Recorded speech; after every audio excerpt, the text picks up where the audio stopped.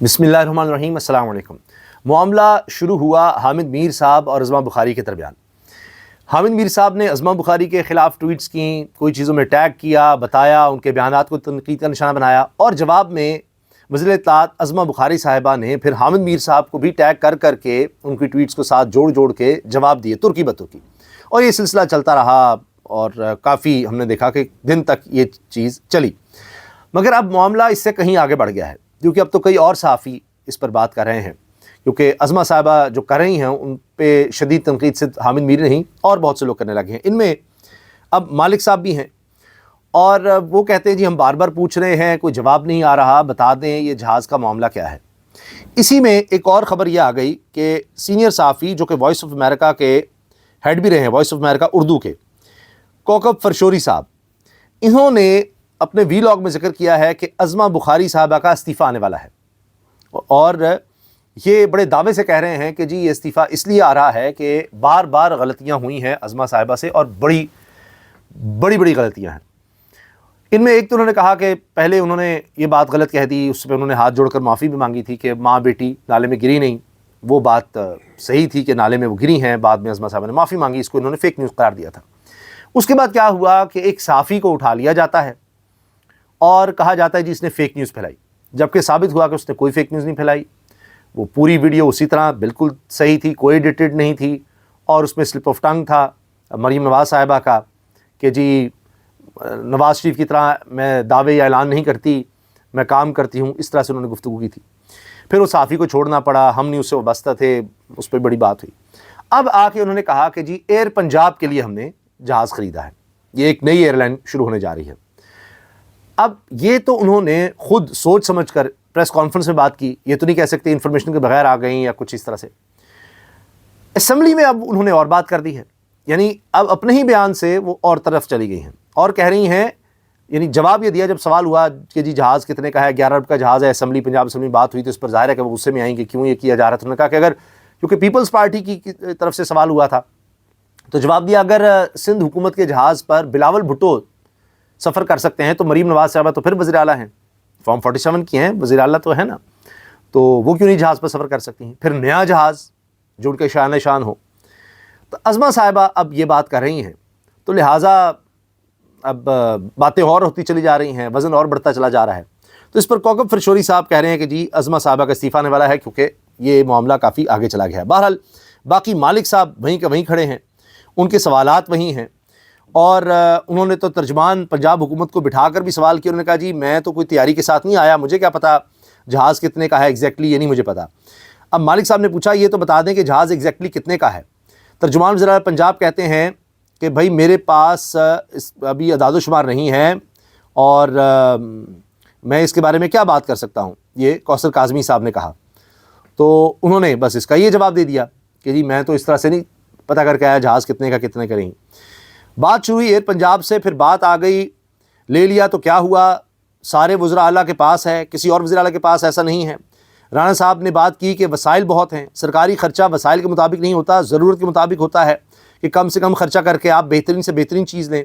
अरबों रुपए खर्च करके अब आप एक सुपर लग्जरी एयरक्राफ्ट ना लें, इसका जवाज़ भी नहीं है। वज़ीर आला ने ज़्यादा वैसे भी पाकिस्तान के अंदर सफ़र करना होता है, ये जनाब मोहम्मद मालिक साहब बात कर रहे हैं।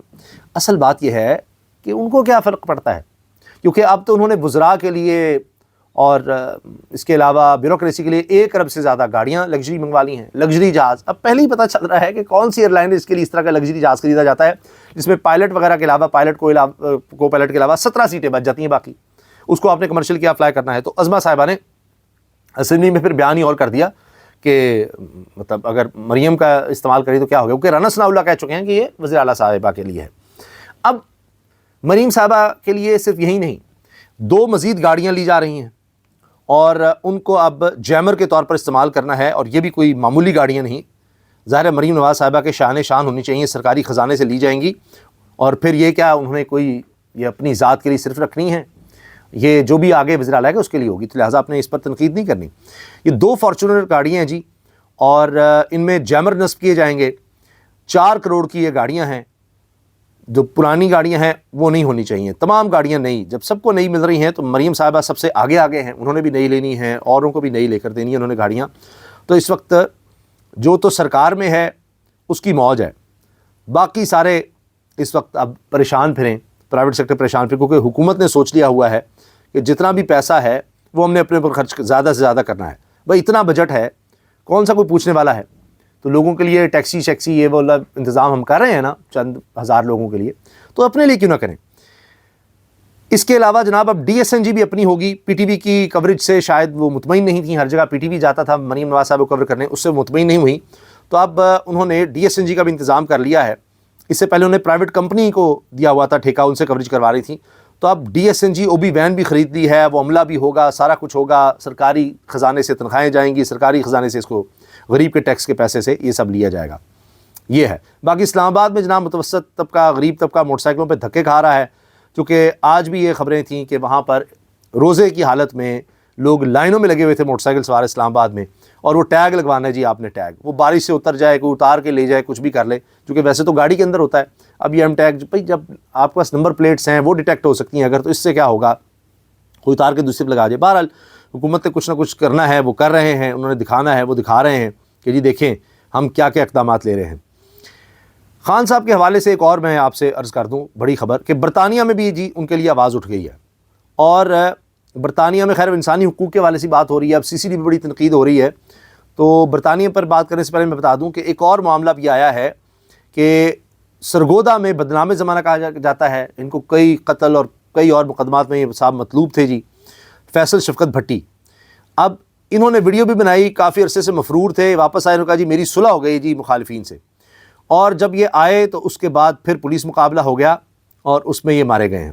ان کی تصاویر بھی گردش کر رہی ہیں جو شہباز شریف صاحب کے ساتھ ہیں، ان کے بیٹے کا ویڈیو بیان بھی آیا ہے کہ جی والد صاحب کا پتہ نہیں لگ رہا کہاں ہیں، اور اس کے بعد پھر پتہ چلتا ہے کہ سی سی ڈی کے ساتھ مقابلہ ہوا ہے اور اس میں وہ مارے گئے ہیں۔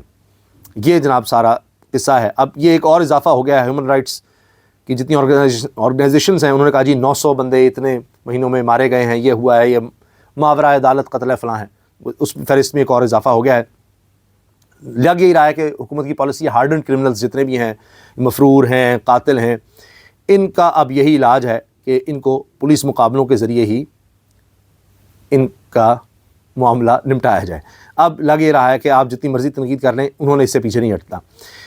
جہاں تک برطانیہ پارلیمنٹ کی بات ہے، برطانوی پارلیمنٹ کا اس لیے میں ذکر بہت اہم سمجھتا ہوں کیونکہ شریف خاندان کے وہاں بھی گھر ہیں، وہاں شریف خاندان کے لوگوں کی نیشنلٹی بھی ہے، تو وہاں پر جی لارڈ ہینن ہیں، انہوں نے کہا ہے ان کی پارلیمنٹ میں کھڑے ہو کے، برطانوی پارلیمنٹ میں، عمران خان کو اس لیے جیل میں ڈالا گیا کیونکہ وہ الیکشن جیت گئے تھے، جمہوریت اسی صورت مستحکم ہوگی جب وہاں نئے آزاد الیکشن ہوں۔ یہ برطانیہ میں بات ہو رہی ہے کہ وہاں الیکشن ہی ٹھیک نہیں ہوئے، اور پھر کامن ویلتھ میں بھی دبا لیا گیا تھا، پھر بعد میں چیزیں سامنے آئی تھیں، کہتے ہیں الیکشن ٹھیک ہوں گے تو حالات بہتر ہوں گے۔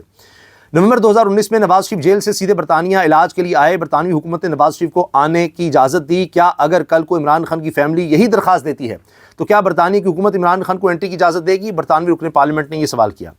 پھر سنیے، مطلب پوری بحث ہوئی ہے۔ عمران خان کے ساتھ ساتھ بہت سے اپوزیشن رہنماؤں کو سزائیں دی گئیں جو حکومت کے خلاف بات کرتے ہیں۔ پاکستان کی اکانومی پر اسٹیٹ کیپچر ہے۔ پاکستان اور برطانیہ کے تجارتی ڈائیلاگ گزشتہ سال جولائی میں طے پایا، بدقسمتی سے انسانی حقوق کی پاسداری کا کوئی ذکر نہیں کیا گیا، اور یہ باتیں برطانوی پارلیمنٹ میں ہو رہی ہیں۔ پھر برطانوی پارلیمنٹ میں خان صاحب کے علاج اور جیل کی سزا پر زوردار بحث ہوتی رہی۔ یہ ابھی حالیہ جو ان کا سیشن چل رہا ہے اس میں بات ہو رہی ہے۔